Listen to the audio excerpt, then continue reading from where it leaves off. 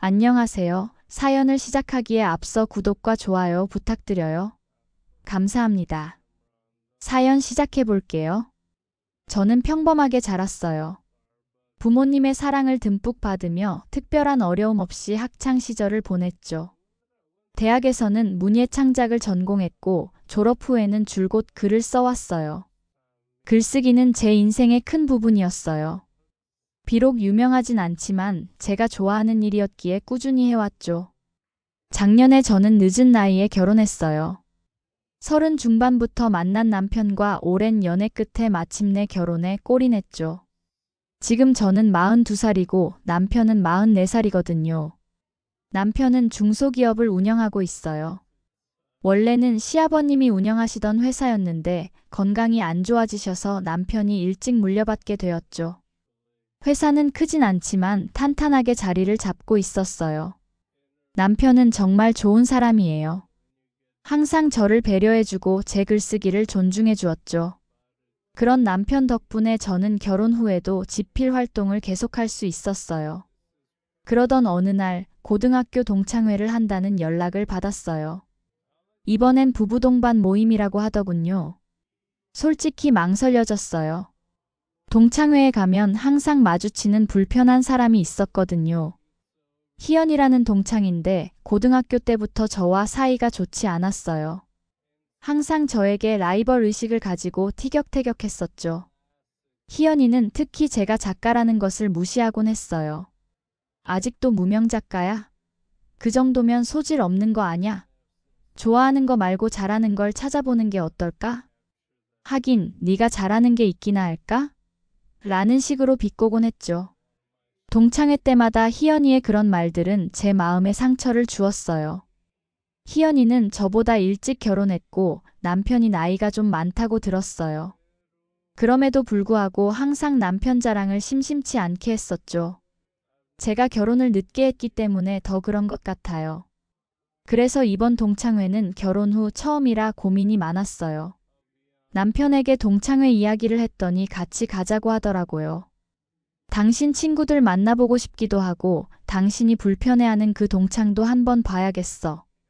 라고 말하는 남편의 표정에서 장난기를 발견했습니다. 드디어 동창회 날이 되었어요. 저희는 동창회 장소로 향했어요. 주차장에 차를 대고 내리는데 바로 옆에 차가 들어오더니 희연이가 내리는 것이 보였습니다. 저희와 거의 동시에 도착한 것이었죠. 어머, 은선아. 왔구나. 안녕하세요. 은선이 남편이신가 봐요? 남편은 공손하게 인사했고 우리는 함께 동창회 장소로 들어갔어요. 이미 많은 동창들이 와 있었고 장소는 북적북적했어요. 저희는 자리에 앉았고 오랜만에 보는 친구들과 반갑게 인사를 나눴어요. 음식이 나오고 우리는 가볍게 건배를 했어요. 그런데 남편의 전화가 울렸어요. 미안해요. 급한 업무 전화인 것 같아요. 잠깐만 받고 올게요. 남편이 자리를 비운 사이 희연이가 갑자기 제게 말을 걸었어요. 렌트 타고 다니고. 네 남편 힘들구나. 우리 남편은 벤츠 타거든. 갑작스러운 말에 친구들이 쳐다봤어요. 사실 오늘 동창회에 오려고 시동을 걸었는데 갑자기 시동이 안 걸려서 급하게 렌트카를 빌린 것뿐이었지만 굳이 설명하고 싶지 않았어요. 쟤는 또 시작이구나 하고 생각했죠. 아직도 글 쓰니? 희연이는 계속해서 말을 이어갔어요. 말투에는 가시가 가득했죠. 그런데 제가 담담하게 대답하자 희연이는 비꼬듯 말했어요. 아직도 그러고 있냐? 예나 지금이나 그 모양이네. 나는 결혼하고 나서 제대로 된 삶을 살고 있는데 너는 아직도 허황된 꿈을 쫓아다니네. 그렇게 글 써봐야 뭐가 되겠어? 그녀의 목소리는 점점 커졌고 주변의 다른 테이블에서도 눈치를 보기 시작했어요. 그리고 친구들의 표정도 굳어졌어요. 그러자 친구들이 희연이를 향해 말했어요. 야, 넌 은선이 만나기만 하면 못 잡아먹어 안달이냐? 기분 좋은 날 왜들 그러니? 그때 남편이 돌아왔어요. 희연이는 바로 남편에게 물었어요. 남편분은 무슨 일 하세요? 남편은 당황스러워하는 기색 없이 부드럽게 웃으며 대답했어요. 그냥 작은 회사 운영하고 있습니다. 희연이는 남편의 말에 잠시 굳어졌다가 다시 웃음을 지었어요. 그러니까 어떤 회사세요? 제조업? 서비스업?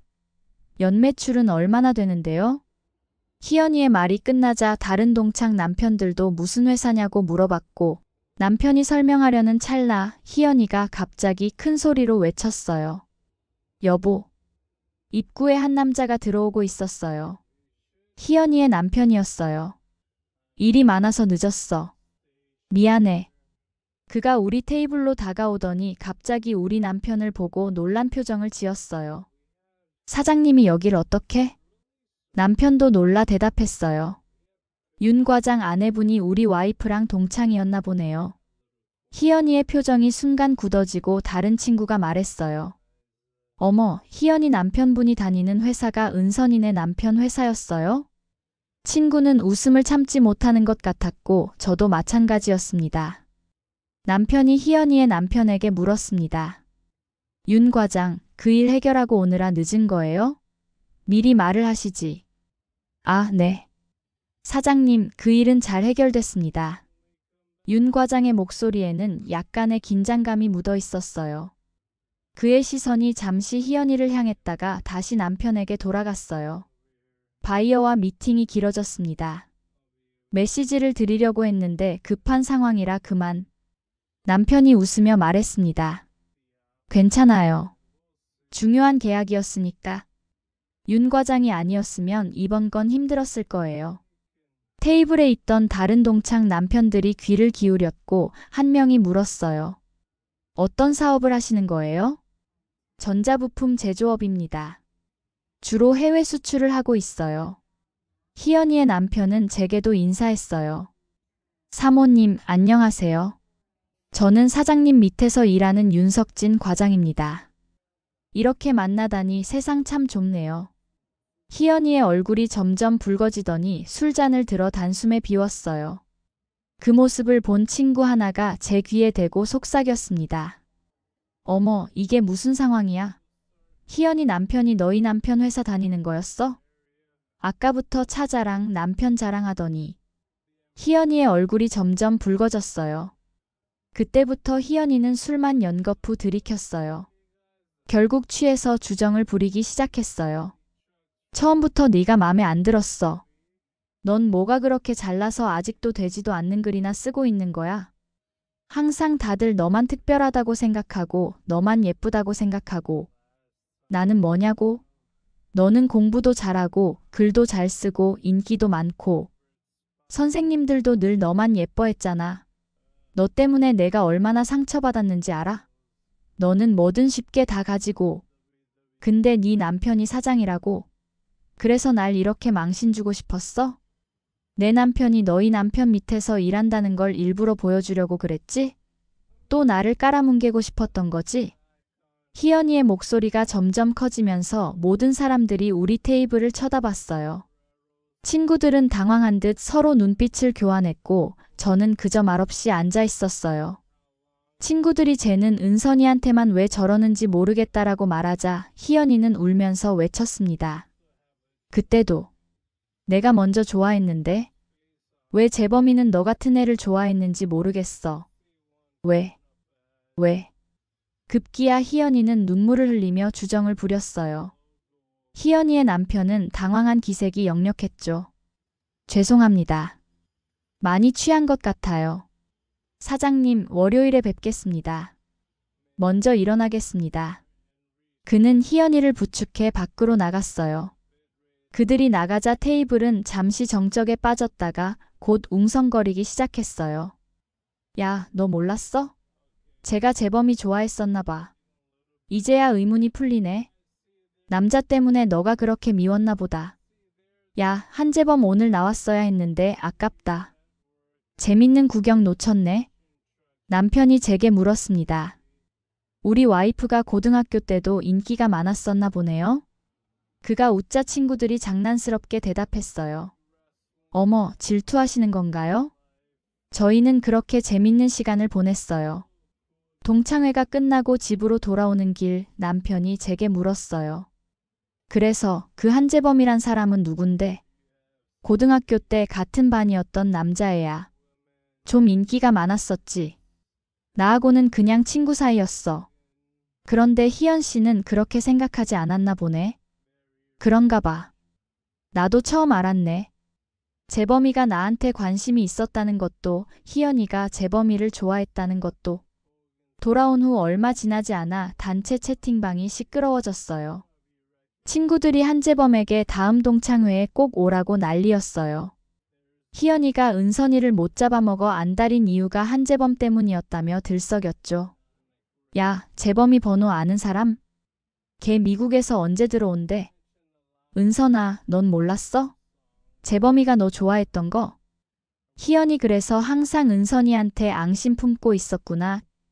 헐 근데 희연이 남편이 은선이네 남편 회사 다닌다고? 이거 뭐 드라마야? 채팅은 쉴 새 없이 올라왔고 희연이는 한동안 말이 없더군요. 아마도 창피했을 거예요. 자신의 남편이 제 남편 회사에 다닌다는 사실도 드러났고 오랫동안 숨겨왔던 질투의 이유도 밝혀졌으니까요. 그러던 중 정민이라는 친구가 단톡방에 한 장의 사진을 올렸습니다. 고등학교 축제 때 찍은 사진이었는데 저와 재범이가 나란히 서 있는 모습이었어요. 그리고 뒤쪽에서 우리를 노려보는 희연이의 모습도 보였어요. 이거 봐. 그때부터 희연이 표정 봐. 와 이거 보니까 다 기억난다. 희연이 항상 은선이만 보면 저렇게 쳐다봤었지. 저렇게 질투할 일인가? 그러게 말이야. 근데 은선이 그때도 진짜 예쁘긴 했지. 인기 많았잖아. 공부도 잘하고 글솜씨도 좋고. 질투할 만했네. 여러 반응들이 올라오는 동안 희연이는 계속 침묵을 지켰어요. 그러다 갑자기 메시지를 하나 남겼어요. 다들 그만해. 어제 술 취해서 헛소리한 거니까 더 이상 얘기 꺼내지 마. 그리고는 채팅방을 나가버렸습니다. 그러자 친구들은 또 대화를 이어갔어요. 어머, 또 도망가네. 역시 희연이다. 희연이는 사과할 생각이 전혀 없어 보였어요. 그저 자신의 행동을 술 취해서 한 헛소리로 치부하는 모습이 실망스러웠죠. 그날 밤 남편에게 있었던 일을 모두 이야기했어요. 역시 우리 와이프는 고등학교 때도 인기가 많았나 보네요. 남편이 장난스럽게 말했어요. 아니에요. 그냥 희연이가 오해한 거예요. 우리는 함께 웃었어요. 어쩌면 이번 일은 그냥 웃어넘길 수 있는 해프닝일지도 모르겠어요. 하지만 한 가지 확실한 건 다음 동창회가 정말 기다려진다는 것입니다. 그로부터 일주일 후 남편이 퇴근하고 돌아와 윤 과장이 주말에 식사를 함께 하자고 제안했다고 말했어요. 희연이도 함께 온다고 했죠. 솔직히 망설여졌지만 남편의 회사 일이기도 했고 언젠가는 해결해야 할 문제이기도 해서 동의했어요. 주말 저녁 우리는 동네에 있는 조용한 한식집에서 희연이 부부와 만났어요. 윤 과장은 평소보다 더 정중하게 행동했고 희연이는 조금 어색한 미소를 지었습니다. 식사가 진행되는 동안 대화는 주로 남편들이 이끌었고 희연이는 눈에 띄게 차분했어요. 식사가 거의 끝나갈 무렵 윤 과장이 남편과 눈빛을 교환하며 이야기했어요. 사장님, 잠깐 담배 한 대 피워도 될까요? 드릴 말씀도 있고요. 남편은 담배를 피우지 않지만 윤 과장의 의도를 눈치챈 듯 고개를 끄덕였어요. 그래요, 잠시 나가볼까요? 은선아. 사실 이 자리를 마련한 건 내가 먼저 제안했어. 그래? 응.